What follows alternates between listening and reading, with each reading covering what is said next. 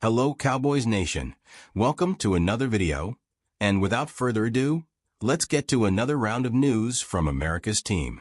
Mike McCarthy breaks down the reason behind sidelining CeeDee Lamb. The Dallas Cowboys made the decision recently to sit All-Pro wide receiver CeeDee Lamb for the final 2 games of the regular season because of a shoulder injury. It's been nothing short of a forgettable year for the Dallas Cowboys. The team's decision to shut down its top offensive weapon in wideout CeeDee Lamb on Thursday came as an eyebrow-raiser. But regardless of only 2 games left and the Cowboys' elimination from playoff contention, it was necessary. According to the results from the All-Pro's medical tests, he's been nursing himself through a shoulder injury. When they had the scans and examination, it was just clearly worse than it had been. The risk is too high to play this week. Even if we were in week 3, this would probably be the same decision. It's important for him to shut it down and start rehabbing, McCarthy said on 105.3 The Fan on Friday. The Cowboys are choosing to be cautious with the nucleus of their offense, especially considering the 4-year, $134 million deal they offered him at the beginning of the season after a contract holdout kept him absent through training camp and the preseason. With the team eliminated from playoff contention, the move makes all the sense in the world. With nothing significant to play for, why put arguably your best player out there and risk further injury? Lamb has been one of the game's best receivers since the Cowboys selected him in the 2020 NFL Draft. Despite not playing a full season, Lamb found a way, with multiple quarterbacks, to record more than 100 receptions and 1,100 receiving yards for a 3rd consecutive year. Lamb won't need surgery. Instead, he will go through rehabilitation and plans to be recovered by the start of the 2025 season. Coach Mike Zimmer reveals brutal truth about the Cowboys' future. The Dallas Cowboys defense has lived a roller coaster experience in 2024. Adapting to a new system under coordinator Mike Zimmer. The transition to Zimmer from Dan Quinn was one of the key storylines for the team heading into the season, and many had concerns after the first weeks. Since the midpoint of the season, though, the Cowboys have rallied together on that side of the ball and been a difference-making unit.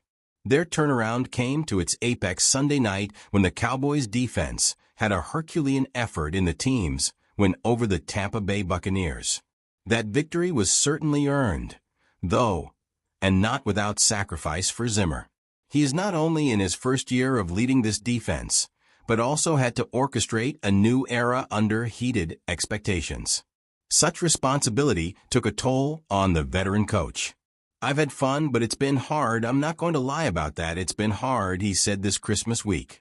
Zimmer, 68, has achieved a considerable amount in a small window of time under unusual circumstances.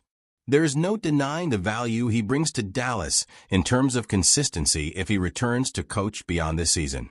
But that is a major if.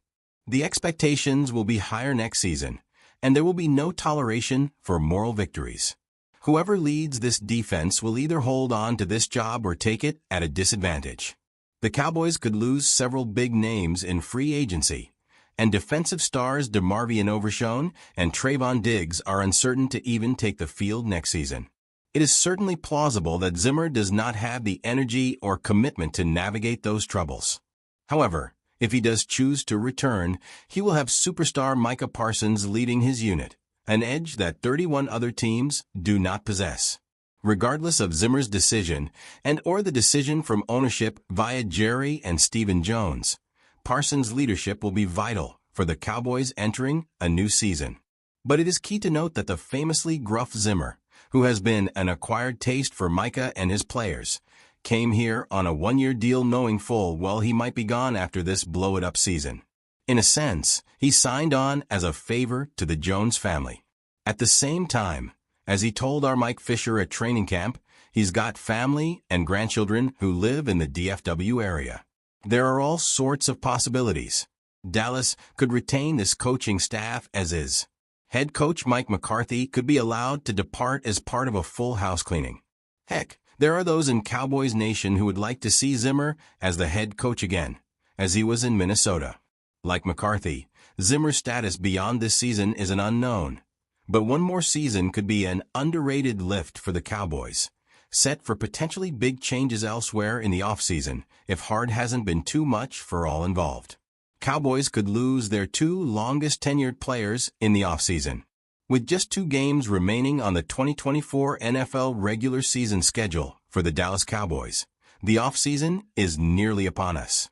That means we will be saying goodbye to several familiar faces who we've enjoyed watching over the years, but at the same time, welcoming in others. Today, we wanted to shine the spotlight on 2 of the Cowboys' longest-tenured players who we may be saying goodbye to in the coming weeks, Zack Martin and DeMarcus Lawrence. After a decade with the organization, watching these 2 walk away may hit harder than others in the past, like Tyron Smith last year. Zack Martin is set to become a free agent after the completion of the 2024 season, and it's rumored he is seriously contemplating retirement.